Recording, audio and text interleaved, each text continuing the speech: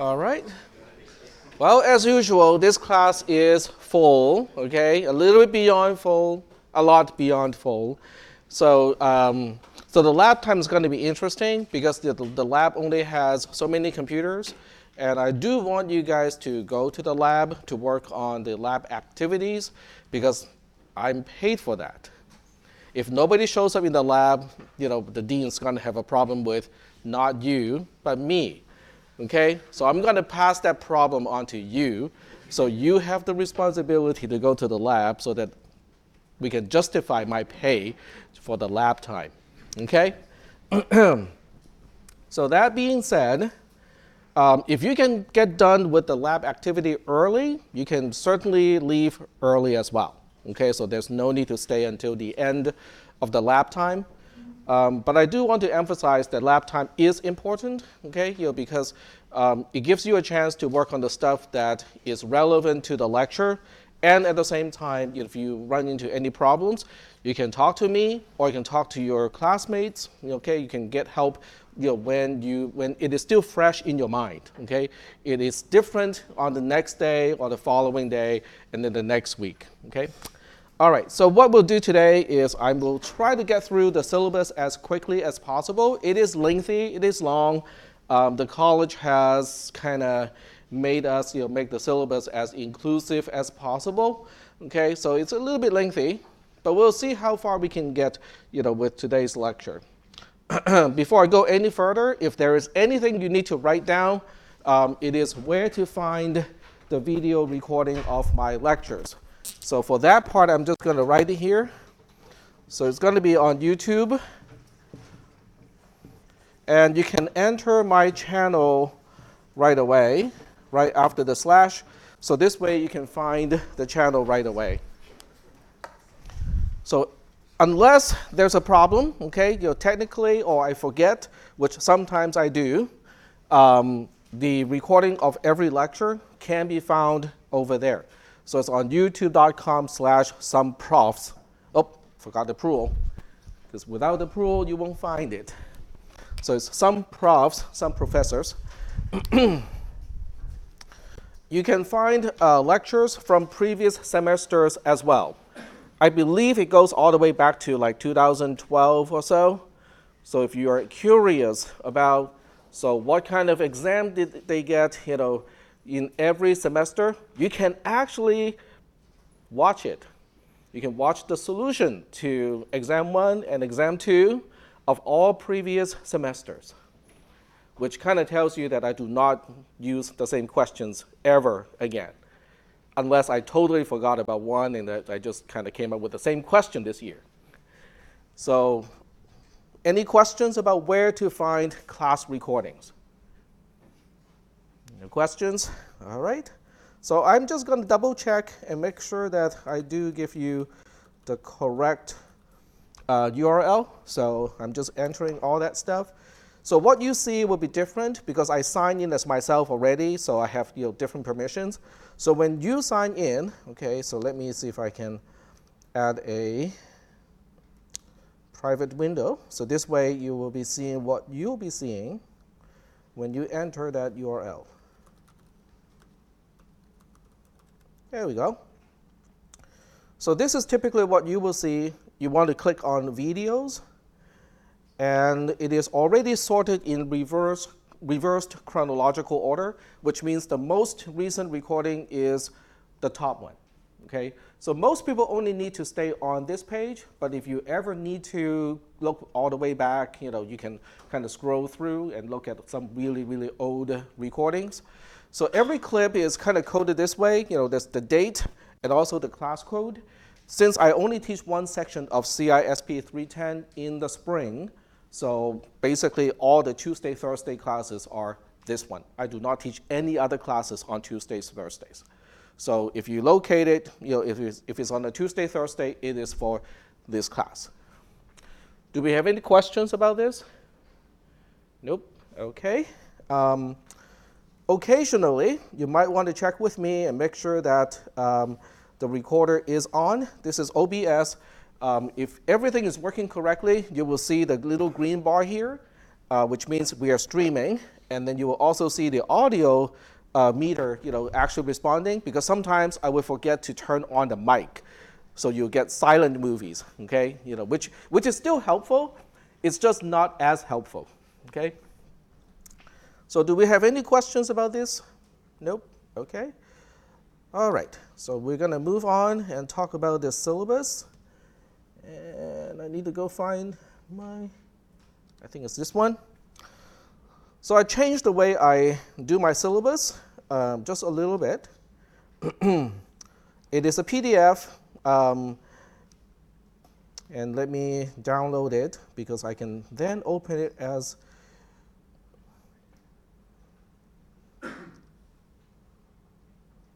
okay,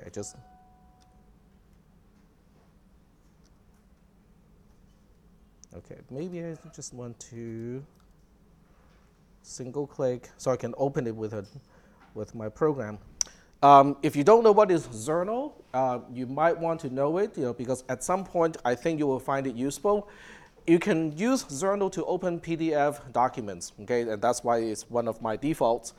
But you can also edit PDF documents and also you can hand draw stuff.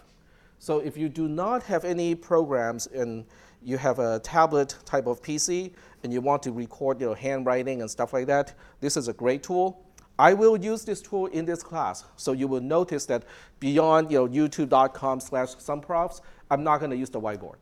So everything that a normal class would use a whiteboard for, I'm going to use Zernal. So everything is going to be recorded, at least in the video. So there we go.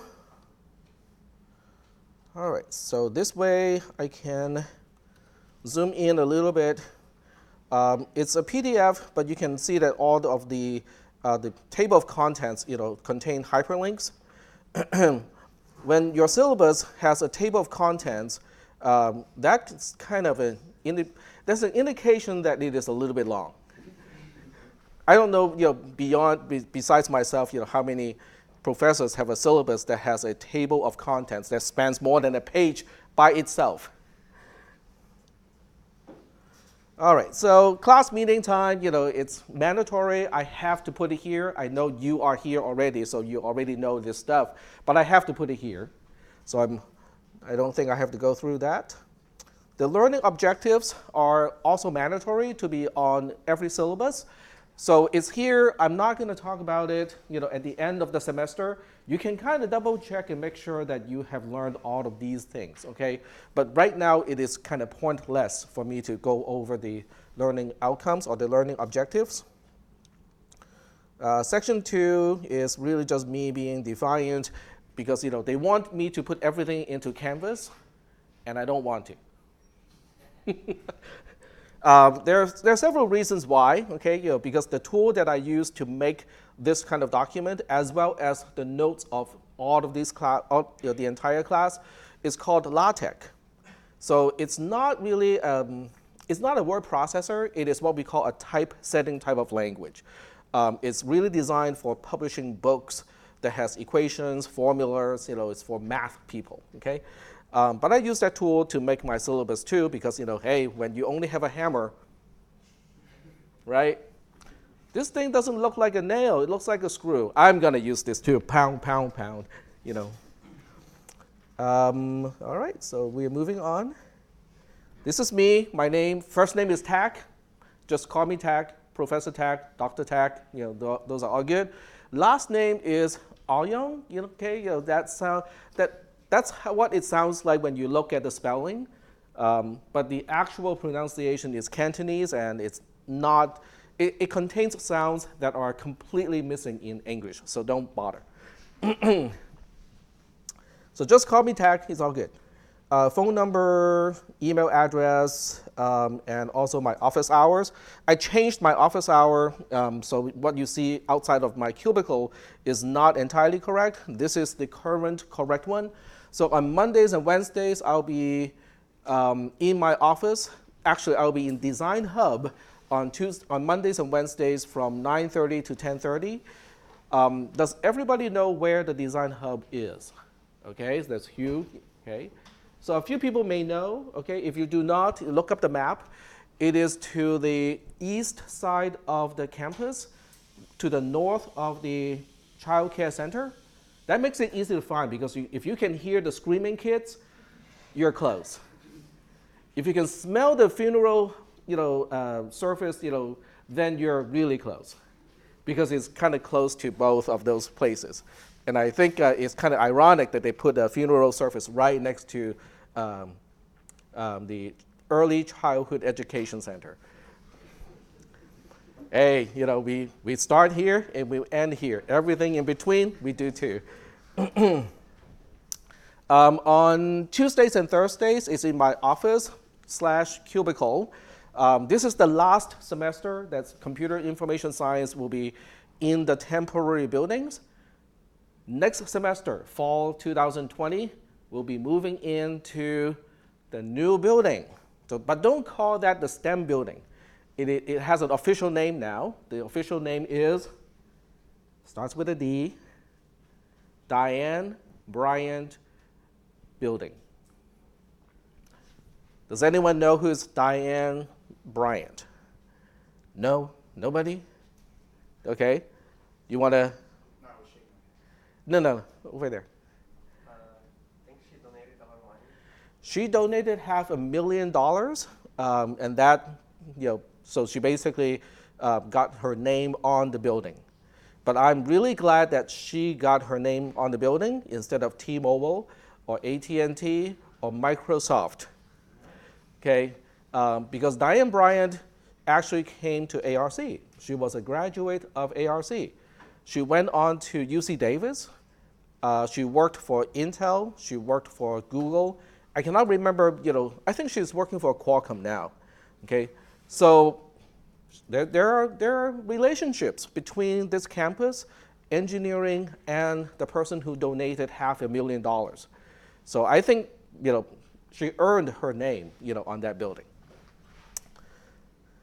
So that's the new building. So next semester, all of our classes, all of our faculty offices will be moved to the Diane Bryant building, which is great. And I'll be on the 3rd floor. Yay. You can see that I'm kind of happy about that. Because right now I have a 6x8 cubicle.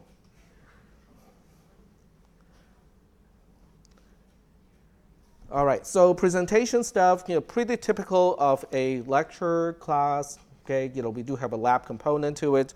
I do record all of my lectures, unless I forget or something is wrong with my equipment. But there's nothing really kind of special about how I do presentations or deliver content. You don't have to buy a textbook.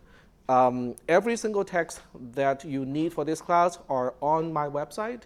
So, between the notes that you are taking, the video, the sample programs, and also the notes that I provide through Canvas, that should be enough, okay? And section 6 is really just talking about, is mandatory, once again, okay? Faculty has to put in the regular effective contact, REC, policy statement, which basically is saying, I'm not going to ignore you. Okay? It's mostly related to online classes, where it is a whole lot easier for the instructor to ignore a student. But in a regular class like this, it is pretty difficult. I basically have to turn a blind eye to people raising their hands, screaming out their questions and whatnot, and just continue to talk as if nobody was asking questions. So that's kind of hard. Right? So as long as I'm making eye contact, giving you guys a chance to ask questions, answering your questions, I'm meeting the requirement of regular effective contact. Is that good? Okay. So I do have a time frame policy for answering or returning email messages, 24 hours during the week, and then 48 hours over the break, over the weekend. But since we do meet twice a week, and I do have office hours every day, I think that's a better way to contact me. Okay, it's just to do it in person. Behavior policy in class. So the first thing is unintentional distracting behavior. It is kind of bad because other people can be affected. I know these are usually not intended, just normal chatting and stuff like that. And I also understand that sometimes the chatting is not even chit-chatting, okay? Maybe a person did not quite catch what I said and is now asking the person next to that person and go like, okay, what did Tech just say? But instead of asking the other person, that person, the first person could have just raised his or her hand and asked me instead. Okay, so just go ahead and ask me if it is not clear about what I said or you cannot remember what I just said and you want to write it down. 7.2 is about worse behavior, behaviors that are either intentionally or unintentionally causing fear, intimidation, or discomfort. So those need to stop like right away, and I do not have any tolerance of that sort of behavior. If I do not see something and you notice something is bothering you, you can let me know. Okay, you can send me an email after class or during class. You can just raise your hand and go like, I do not like what is going on around me. Okay, because I cannot see everything going on at the same time during class. And then 7.3 would be things that I have to call campus police right away. Violent or other dangerous or endangering behaviors. Do you guys have that app installed? Is it called Brave? Yep. Guardians. Yep, Brave Guardian. So you want to get it installed on your phone. Okay, it's not just for this class. Okay, anytime you're on campus or you're planning to go to campus, go to class. Okay, that will give you notifications of something is going on campus. So you want to kind of make sure that you have that app installed. First day of class is mandatory. We're moving on to section 8. Okay, someone who's missing the first class is enough reason. Okay, missing the first class is enough reason to get dropped. Okay, so if you're here, you're safe. Okay, if you're watching the video after the fact, you're not. I think there are always a few people like that. If you do need special accommodations, you need to contact the DSPS office. We are on to section 9, and we are about here. So you need to contact the DSPS office in order to arrange for accommodations. Okay? If you don't know what type of condition can be accommodated, you need to check with DSPS because I am not qualified to say anything about that. Section 10, excessive absence. So the bottom line of excessive absence is each class is 2.47 of the entire semester, and excessive means it is 6% or more. So that means the first 2 unexcused absences are fine. The third one is not. Are we good on that? Okay, so missing 2 classes, unexcused is okay, but the third one makes it excessive. And anyone with excessive absence can be dropped. What if you're sick? If you're sick, it is supposed to be excused, but I do need some form of paperwork so that I can actually see that, okay, you're sick on that day, or you're not supposed to be at school because you're infectious. You can make other people sick. So I need some kind of paperwork for that sort of thing. If you do not have a physician, okay, if you don't go to the doctor, I will take receipt from a pharmacy as proof also. Okay, so I have really heavy duty, coughing and sneezing, and I went to the pharmacy. I got cough medication, and just show me that receipt. If that receipt has a corresponding date and time, okay, that's close to the class, I'll count it as well. Are we good on that? Okay. Because flu season is coming. It is actually here already, and I know this year the flu shots did not quite match what is going on around. So I'm anticipating quite a few people getting sick over the semester. So the recording can come in handy, okay? Because if you're sick or if you cannot come here, because you're sick and you might cause other people to be sick, you can still watch the video. All right. So moving on. So there are certain absences that are excused.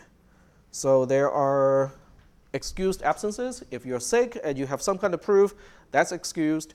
If you have any type of government summon, okay, it can be a jury duty, can be other types of summon, as long as you have the paperwork, it is excused as well.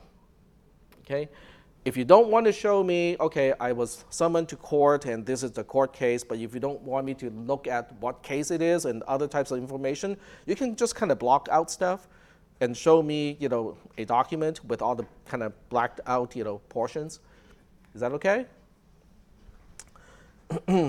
So everything else would not be excused. At least, as far as the district is concerned, all of these are not excused. Typically, if it is like a one-time thing, I would just look and go like, well, I mean, it's okay. I can see that you have a job interview and it's kind of conflicting with the class time, and the job interview, is kind of important, okay? I can understand that, okay? I just don't want these things to be like repeating over and over again. Like, I got a job interview every Thursday. Yeah, that may not be a good sign.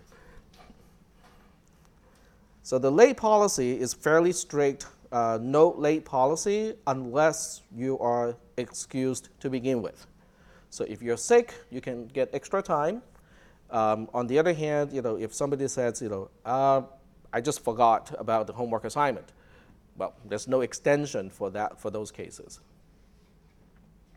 For the most part, your homework is your lab activity. So as long as you go to the lab to start working on the labs, most labs for most people can be done during the lab period. So there's very little homework to speak of. Now there are some lab work that will take a little bit more time, and I would not restrict the time to just the lab time, but those are the minorities. Okay, they're not the usual case. Section 13 is kind of a big deal, and my computer, I thought it locked up, it didn't. It's academic dishonesty, or you can look at it as academic integrity.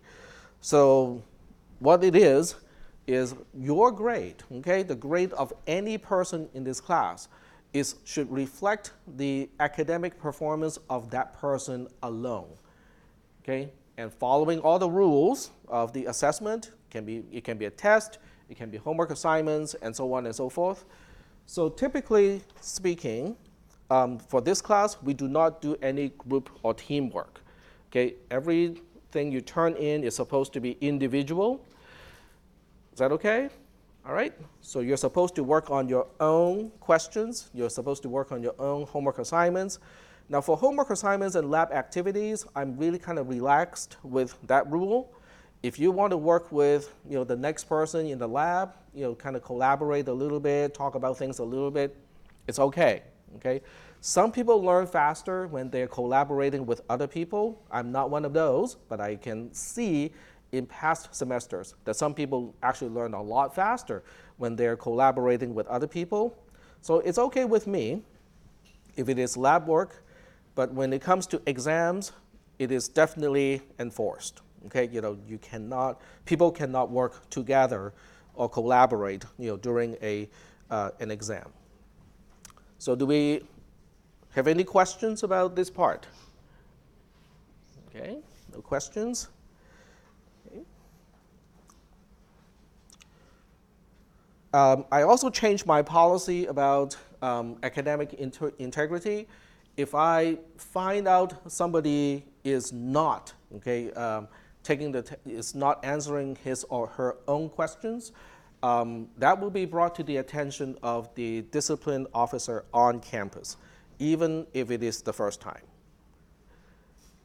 Okay? So I'm skipping a little bit of stuff here. Okay, so you can read the entire thing. I mean, it's 13 pages, so it's kind of long. So the consequence of getting these things reported to the discipline officer can be severe if it is repetitive and there's a pattern. If it's a one-time thing, I think the discipline officer would not do too much. Okay, maybe just send a letter to that person. In case somebody thinks that I am wrongfully accusing that person, so typically what I would do is I would ask that person to come see me in my office, and then we'll talk about it. And if I'm convinced during that time that, oh, okay, this is completely coincidental, it's not really happening, it's okay, no problem. On the other hand, if I say, no, I really quite firmly believe that this test or this answer is copied from somebody else, and the student says, but I did not do that, this document is what that person really should be reading. It is the Guide to Student Rights and Responsibilities. So it would outline the process of filing a grievance, okay, how to voice your opinion, and it's useful, okay. It's kind of check and balance, okay, so make sure that you have your rights represented as well. So I do recommend all of you to read that document as well. Classroom behavior expectations, we talked a little bit about things that we do not want to see happening. So this is just a little bit of an example. Chatting in class, interrupting in class. If you have a question, just raise your hand. As soon as I finish my sentence, I will try to answer your question. And then mobile devices, okay? So it's great that mobile devices now have do not disturb as a feature. So if you schedule this class as one of the items on your calendar and turn on do not disturb, your phone will turn off the ringer automatically, and it will turn it back on when your class is over. So I strongly recommend people to use that feature so that you don't have to remember to turn it off, and it will just turn off by itself. Do not eat or drink in a classroom or lab, especially the lab. So right here in this classroom, is there a sign? Nope. So this one does not have a sign, but the labs do have signs that specifically say do not, no drink or food. So we better make sure that we do not do that. Coming to class on time is nice, okay? I was a little bit late today because I didn't quite expect that they closed off the usual route that I use. Yep, go ahead.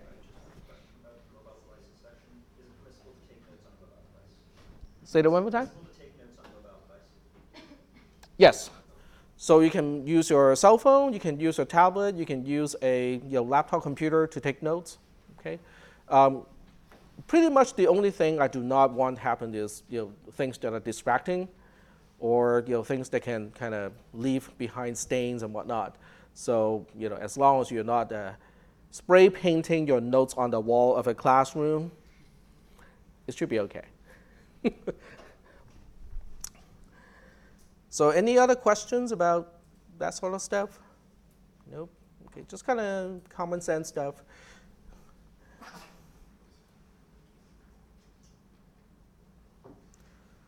So try to come to class on time, okay? I do understand occasionally people will be late, okay? But coming to class on time is kind of nice because, people who come in late, when they open and close the door, that can be distracting to other people. If people have questions, I will try my best to answer the questions in the order of those people raising their hands, but sometimes I cannot keep track of the order of the hands. Okay, so occasionally I might get the order wrong, but I will not continue the lecture until I have answered all the questions. Attending lectures, by this time you should know how to attend lectures, okay, taking notes and stuff like that. But because in this class I record whatever you see on the screen, so that means you don't have to be busy writing down everything that I do that is projected, okay? But before you make that assumption, you might want to check and make sure that it is actually being streamed, okay, and being recorded, okay? But once you know that it is being streamed and recorded, you can focus on what I'm saying. You can focus on the concepts, and you can focus on asking questions to clarify concepts instead of spending all that time trying to write down everything that is on the board onto your piece of paper. Okay? So the second thing that you can also do with this class, because it is getting recorded, is if I start on a new topic, okay, and you go like, oh, we're starting to talk about D flip-flops, okay, which is a new topic. you might want to write down the time when I start to talk about that topic. Because if the lecture is recorded, that will give you a quick index into the recording, just in case you want to review the topic, D flip-flop itself. So instead of having to watch the entire video from the beginning and try to scan through it to find out where that topic starts, you just look up your notes. It's like, oh, okay, text starts to talk about it at 6:45. The class starts at 5:30, okay? So you can just kind of look at the displacement of time and then just get quickly indexed into that portion of the video and not have to watch the entire thing from the beginning. So I do recommend people to kind of do that, okay? Just kind of write down the timestamp when I start on a new topic, or when I start to talk about something that you thought, maybe I want to review it, okay? There's a chance that I might want to review this. This looks a little bit complicated. Just jot down the time, okay? So that makes it easier for you to locate the time in the recording for that portion. Section 17 is kind of long. I'm not going to read out the entire thing. I don't really know how to teach this part, okay? But I will try my best. Succeeding in this class is a little bit different from succeeding in other classes, especially classes that are taught like high school classes. The exams of this class, exam 1, exam 2, and also the final exam, they're all open book, open notes. And you can bring as much material as long as it is either handwritten or printed. Okay, so no electronics. Okay, as long as it's on paper, you can bring as much as you want. If you find a textbook, okay, that explains D flip-flop better than I do, bring that textbook with you, or bring pages of that textbook photocopied. Okay, so I'm not really testing whether you can remember things or not, and that's because I cannot remember stuff either. Okay, what do you think I'll be testing then? If I'm not testing things about memorization, go ahead. Application, I want to see if you can understand the concepts. So how can I test whether you understand the concepts? Problem solving, very good. So problem solving is not really just understanding, but it's also involving thinking, right? Okay, so think of it as building something out of Legos. So in class, I'll show you, okay, this is a 2x4 Lego piece. This is a so-and-so Lego piece. I will explain each and every piece of Lego that you will encounter, that you will be using to build something. During the exam, I will say, okay, go ahead and make a car, make a vehicle where the front wheels can steer. And it's going to have to use this particular mechanism for steering. So now you have to look at all the pieces that you were introduced to and then figure out how to connect those pieces to accomplish what the finished product is supposed to accomplish. Is that okay? So that's what I'll be testing. Or that's the way I will test whether you have understood the concepts or not. But now the question is, do you know whether you understand a concept or not? Now I know it sounds like a stupid question, right? But I found that this is the divide between the students who really get the content of the class versus students who kind of get by, but they're not really getting the content of the class. Is some people, for whatever reason, okay, have the ability to assess their own understanding of a subject matter and say, okay, I'm not really understanding this. And they will try to formulate questions. They will formulate experiments. They will formulate their own kind of way of thinking to try to get a better understanding until everything is resolved. As opposed to some other people who would say, I understand the concept, but when it comes to time to apply the concepts, I could tell that they actually do not understand the concept. Okay, I don't know how to teach this part. I don't understand, okay, I shouldn't say understand. I do not know how to teach the part where people can question their own understanding of a subject matter and say, I'm not really quite getting it, okay? I know what the words mean, but I cannot make connections between those words and concepts that I already understand. And that part I cannot really teach. I don't know how to teach that part. What do you guys think? Does anyone have this kind of feeling, like, when you're taking a class and you understand every single word, okay, in the description of something, and then you go like, but I'm not really understanding it. Okay, if you have that gnawing feeling, in some classes, that's a good thing. Okay, and some people can memorize everything, and they would kind of equate memorization as understanding, and they're not equitable. They're not the same thing. So I would try to focus on this part, when I teach concepts, and I would ask questions and see if people, understand, or at least it will give people a chance to kind of think about things and then see if they really understand the concept. That's what 17 is about, okay? It's about understanding. One thing that I do notice is during the lab time, the people who spend more time to think about how to solve a problem, they tend to have a better understanding of the material, as opposed to people who just kind of go, I'm not getting this. So what is the answer? Okay? So try to spend more time to think about something before asking questions, because that will give you more time for your mind to absorb the material. Okay, it's not necessarily the more time you think about something that you will understand more. So it has to do with how you approach the problem too. So it's kind of hard for me to teach this part. It's not the subject matter, but it is what is going on in your mind as you process the material that I introduce in class. So any questions about this part?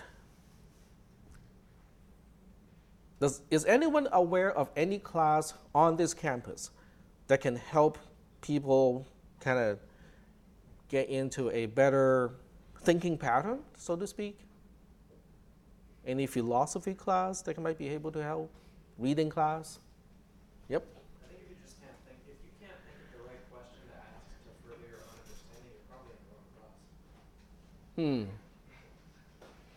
I'll phrase it this way. I'll phrase it, if you know that you have a question to ask, that's a good start. Okay, because that means you're feeling that, okay, there's something about this concept that I'm not quite getting.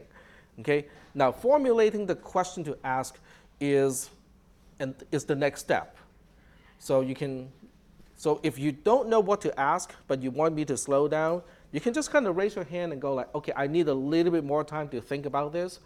Okay, because most people are afraid to ask that question because they don't want to be judged. But the thing is, if you have a question like that, or if you need a little bit more time to think about something, chances are maybe 25–30% of the class are in the same boat. They just don't want to raise their own hand to ask for more time.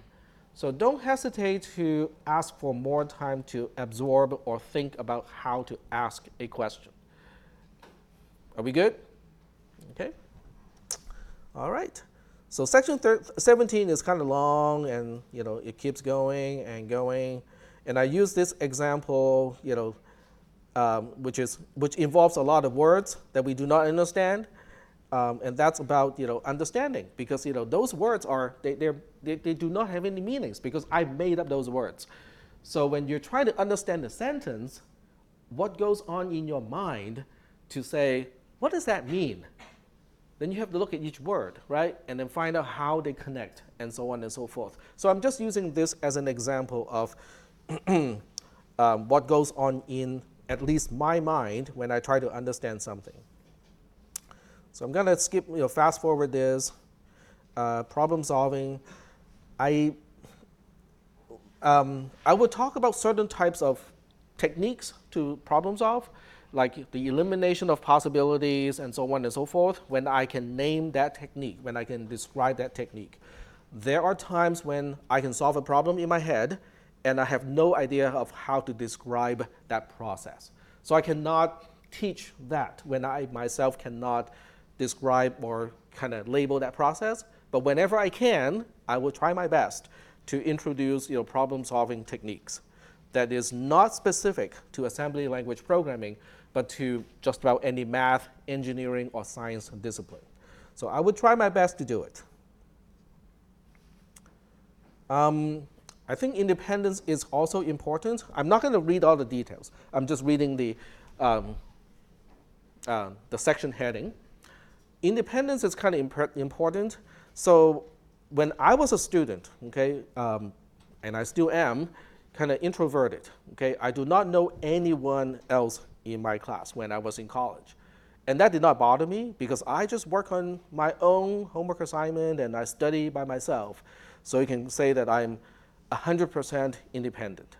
But I think it is important to try to think independently as much as possible before asking the next person of, okay, so what does that mean? How do we do this? What is this concept? And so on.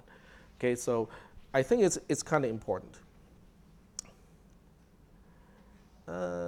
Study a little bit before class is helpful because it primes your mind for the concepts that I will be talking about. I basically follow the topics as they are laid out on Canvas. So if you just read it sequentially, you're in the right order. Okay? So if you read ahead of me and you encounter a concept, a word, or a definition that you go like, this is like a little bit too much, okay? It's okay, because you're reading ahead of me. You're prefetching, right? So when it comes to class, okay, and I go work on that topic, if my explanation is not enough, then you can raise your hand and go like, okay, I'm not quite understanding, blah, blah, blah, blah, blah, okay? It's okay. Because you try your best already to try to understand the concept. I try to explain it in class, and it's still not connecting. Then you just go ahead and say, okay, I'm not making connections between this and that.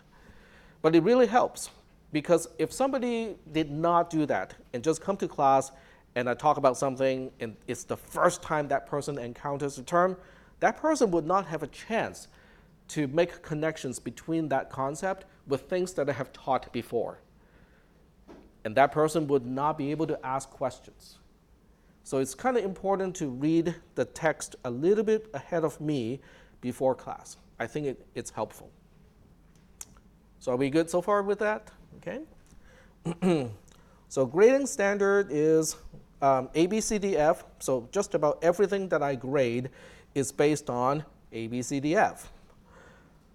The short description, if you read any type of transcript, the short description of an A is excellent work, B is good, C is satisfactory/fair, D is a low pass, okay? Surprisingly, D is actually passing, and F is the only fail of the 5-letter grades. So in the United States, we got it easy. Because in Hong Kong, we have A to H. A, B, C, D, E are passing grades. So that leaves F, G, and H as failing grades. So we can tell someone and say that not only did you fail miserably, as opposed to the other person. That person also failed, but just barely. But you have to say it with a British accent to get the full effect of those two sentences. So we got it easy because we only got A, B, C, D, F. And you already know in GPA, they correspond to 4.0, 3.0, 2.0, 1.0, and 0.0. So the way I assign grades at the end of the semester is accordingly. So if somebody gets exactly 50% of all the possible points for the entire semester, that person is smack in the middle of a C. Is that good? Okay? So, but because people are not going to be just exactly at 50%, so anyone who gets at least 37.5%, but less than 62.5% is going to get a C out of this class. So it's a little bit different from your other classes. Are we good so far with how this percentage thing work? How many people think it's easier to pass this class? Because I asked that question, right? Is there any reason why you scale it like that? Because I do not ask fluff questions. There's nothing to fill up the first 60%. There's no buffer. I think that's pretty much the best way to answer that question is there's no buffer. Everything is, all the questions in the test, I mean almost all, are problem-solving type of questions. There's nothing that involves, okay, so define this term. Nope, because I have already defined it in my notes.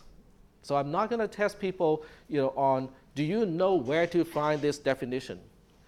Nope, everything is about application. Everything is about problem solving.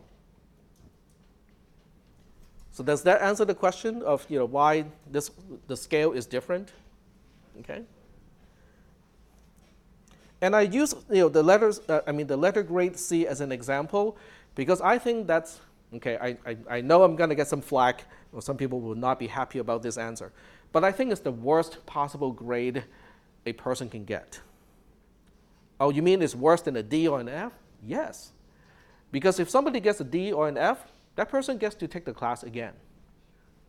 So the second time that person takes the class, more things will sink in, okay? And when that person passes the class again, after retaking the class with an A or a B, that person will have a better understanding of the material.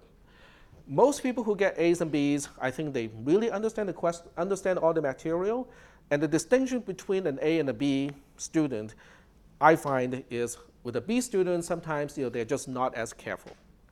Okay, they will read a question really fast and kind of ignore certain things about the question, and either neglect it to put in something that I'm expecting, or make certain small mistakes along the way. So that bumps the grade from an A to a B. Okay, a C is really kind of marginal in my opinion. Okay, in terms of, will I hire that person as an employee when the work does involve concepts that I'm teaching in this class? A C basically tells me, no, I'm not going to hire that I will not hire that person. A B and an A is like, yeah, I'll get that person. Is that okay? All right. The letter grade is just a letter grade. I do not judge people because of the grade they're getting. People can get a grade because of many reasons. So I do not judge people. I do not judge character because of the grade, and you should not too. Okay. I know people. Okay, my own sister. Okay, who was a straight A student in high school. She graduated from high school. She went to Berkeley. She took organic chemistry and got her first F ever in life. And she was devastated. It's like, whoa, this is the worst experience ever. She had to take that class again. I go like, well, that means you're not quite understanding all the concepts, in organic chemistry. Just try to understand those concepts and take it again.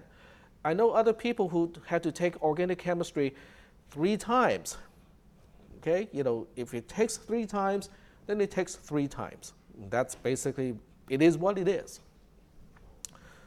So don't get bothered if you have to take a class again, okay? Because, well, first of all, if somebody gets a D and then take the class again and then get a B, the B is what is used to calculate the GPA. Am I correct about it when you transfer?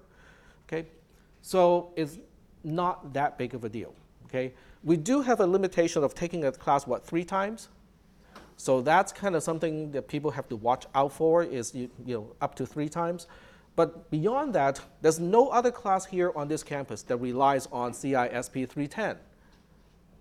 Okay, so taking this class, having to take this class again, unless this is your last semester, is not going to prolong your stay here. So are we good so far with that? Okay.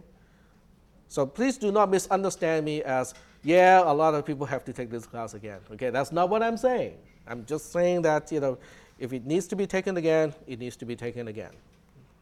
That's all. So for this class, in order to get your grades, the homework assignments are making up 20% of the grade, and this is the portion where you can collaborate with other people. Okay?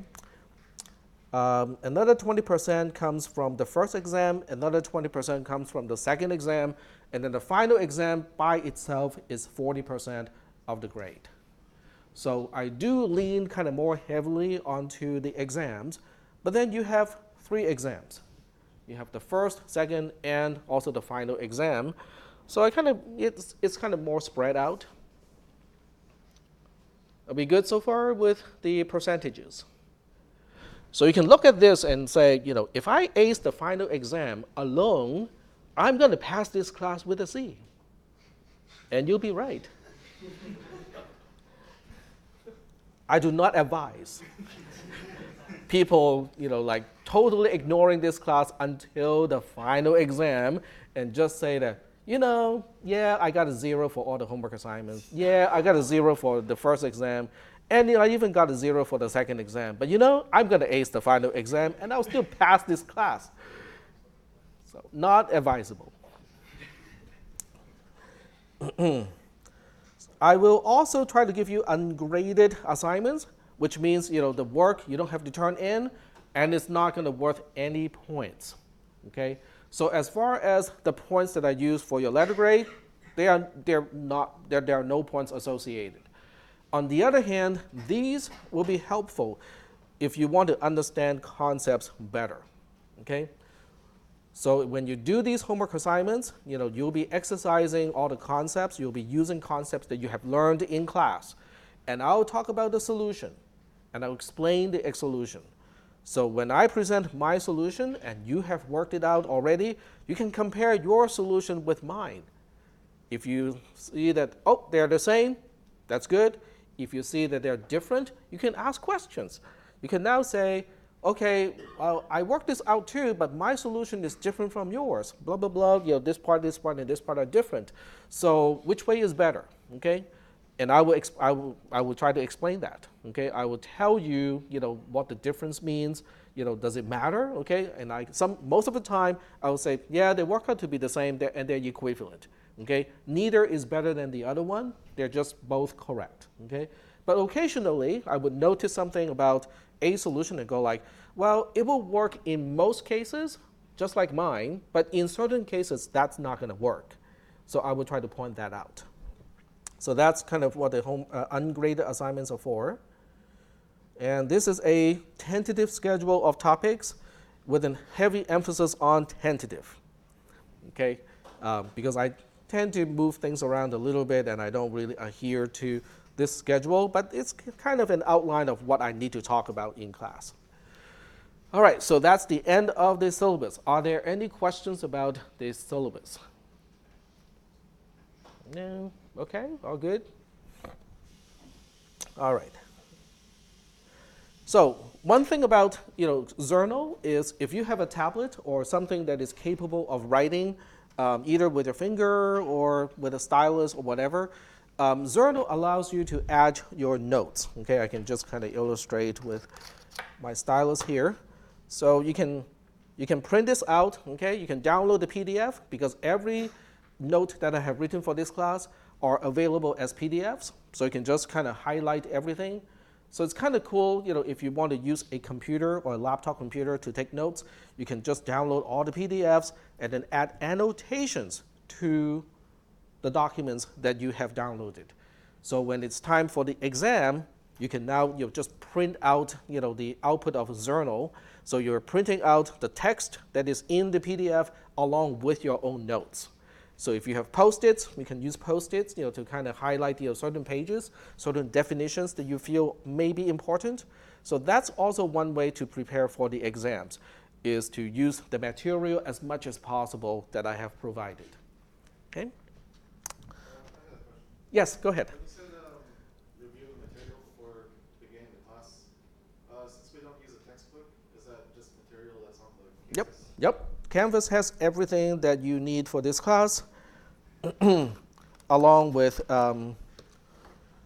sample programs that I use in class, and also the lectures, like the recording. So it's kind of the whole package, but I do provide the material. So let me switch to. So when you go to the class, you will see there are a lot of links. Like, okay, I just clicked on the wrong one. Like this one. This is a document that I have prepared for this class. So this is the notes that I was talking about. So you can kind of look at these as chapters in the textbook, except I cannot afford an editor. So I do have occasional mistakes, and if you guys let me know of typo, spelling mistakes and whatnot, I can fix those fairly easily. So is that answering your question? Oh, yeah, definitely. Okay, cool. Any other questions? No other questions? Oh, I do take roll, but I'm using attendance at the lab to kind of take roll. So you do want to go to the lab and at least sign in during that time so that I know that you are present.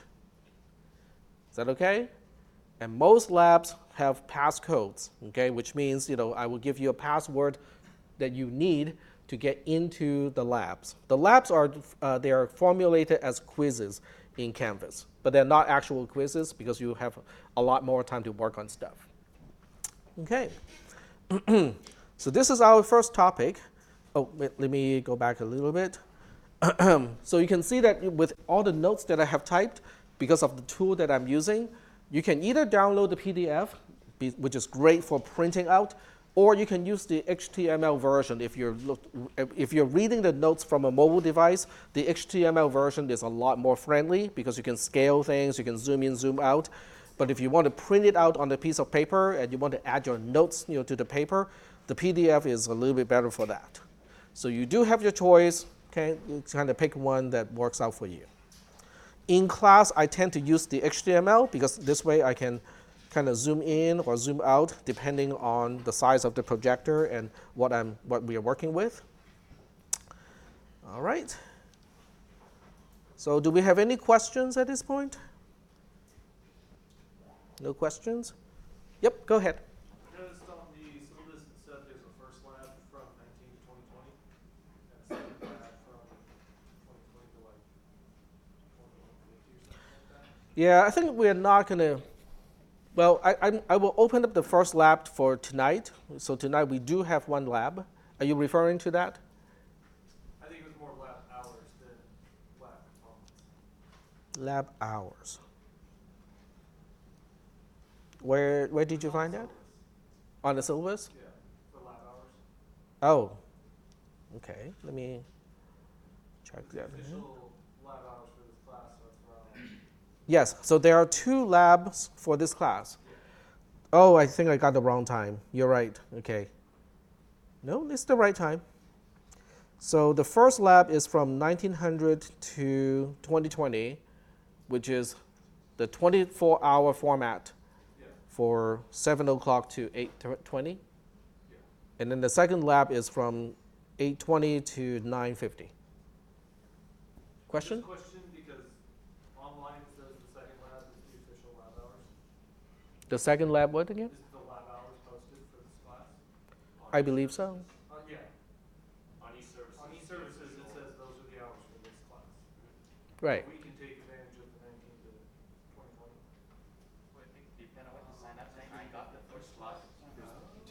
Yeah, so there are 2 labs that people sign up. If you sign up for the second lab, the first lab won't have enough room to accommodate people who are in the second lab. In fact, the first lab will have its own wait list. The second lab has its own wait list. So at least for the first few weeks, stick to the lab that you are signed up for.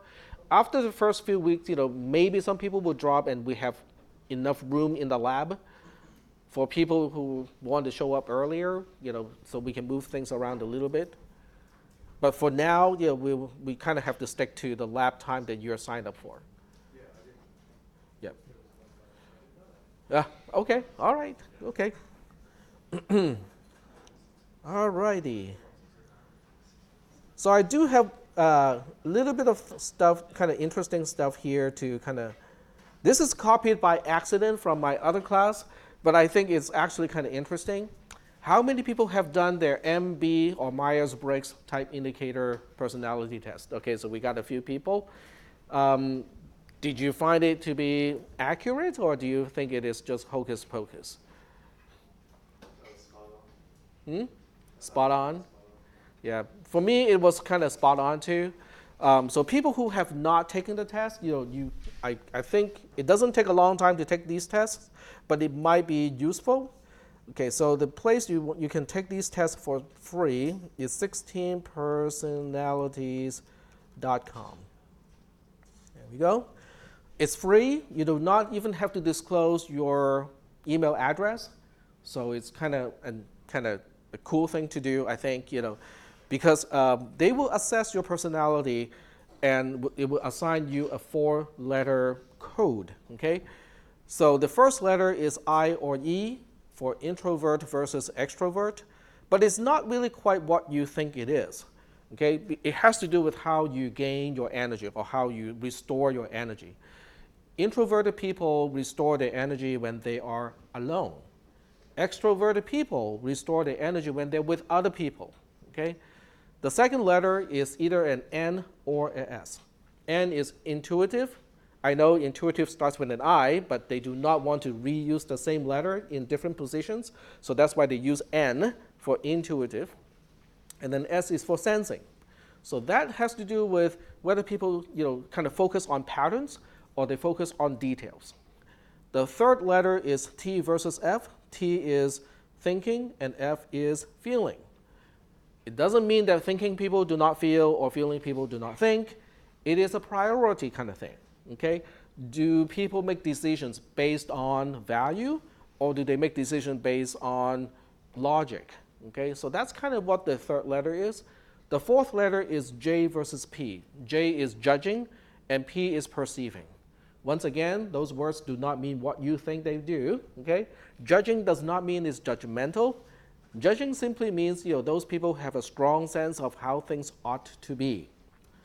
That means P are the people who do not have a strong sense of how things ought to be. Okay? So after you take the test, you will get a 4-letter code to describe your personality. Now, this site is kind of nice because it will give you a percentage. Some people are kind of in between things, right? So you're not exactly introverted, you're not exactly extroverted. So they will give you a number like 45% or 55% introverted, which means you're leaning to the introverted side a little bit, but for the most part, you're kind of in between. But if you get something like 90% introverted, that means you're kind of really, really introverted, okay? So I find this test to be kind of useful. Because they will also tell you, based on your type, they will kind of tell you more about occupations that you'll find rewarding, where your natural talents are, and so on and so forth. Okay, so it's, what is mine? What do you think? I'm not INTJ. I don't have a strong sense of how things ought to be. If you have ever come to my cubicle, you will see that. Visually, you will experience my penis.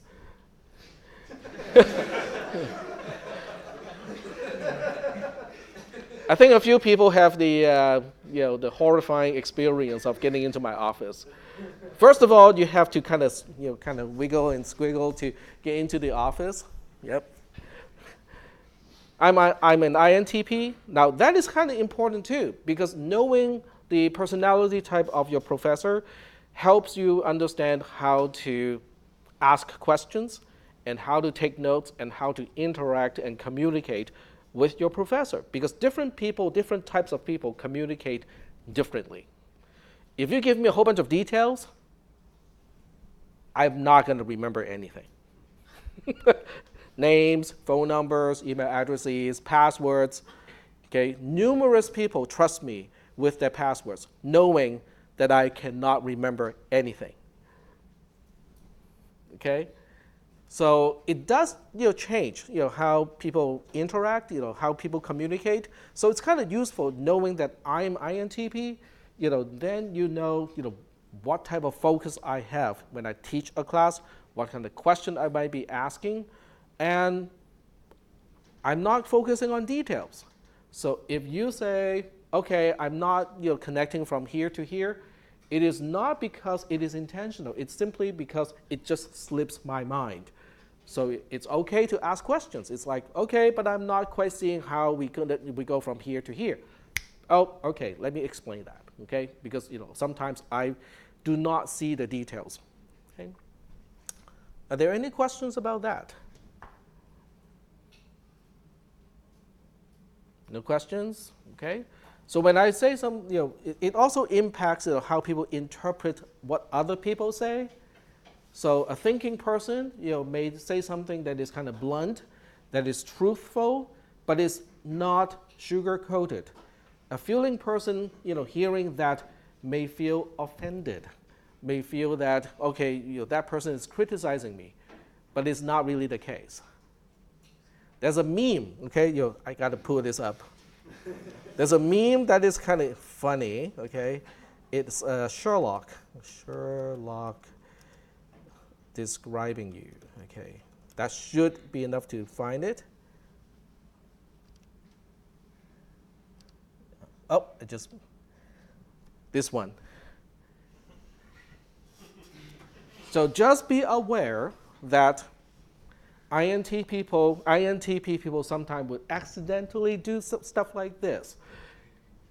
For those of you who could not read it, because you're too far back, it says, no, I'm not insulting you. I am describing you.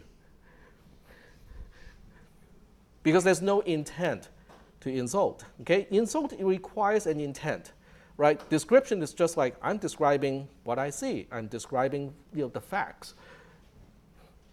There's a difference. Apparently, to feeling people, no, there's no difference. I mean, you're still insulting me. I hate that. Okay.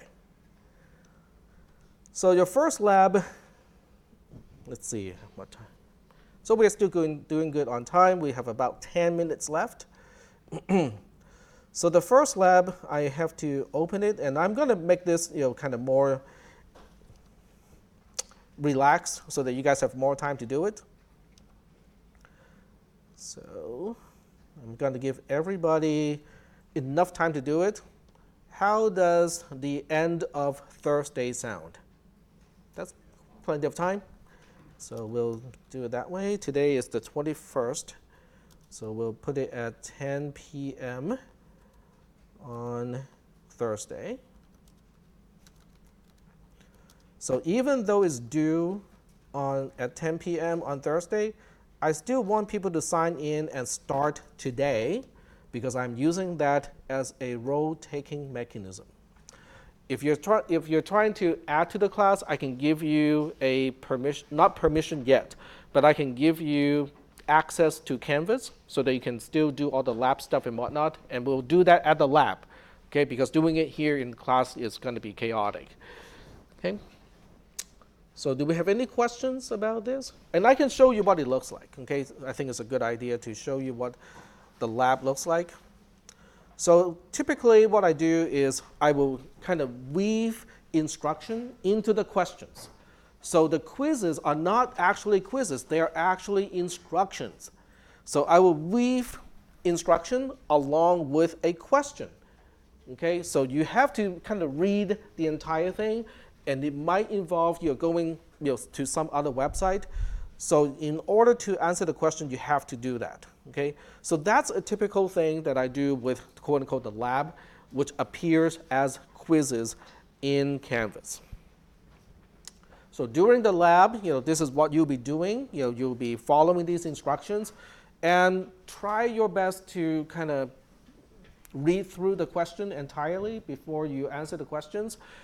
In most of the quizzes, I will allow people to take any number of attempts before the deadline. So you take the first attempt and it's not 100%, you can take it again. And some tests are, like I think this one is all multiple choice. So that means eventually you'll get it all. But hopefully you will not try the, like I'm just gonna randomly guess stuff, eventually I will get all the questions.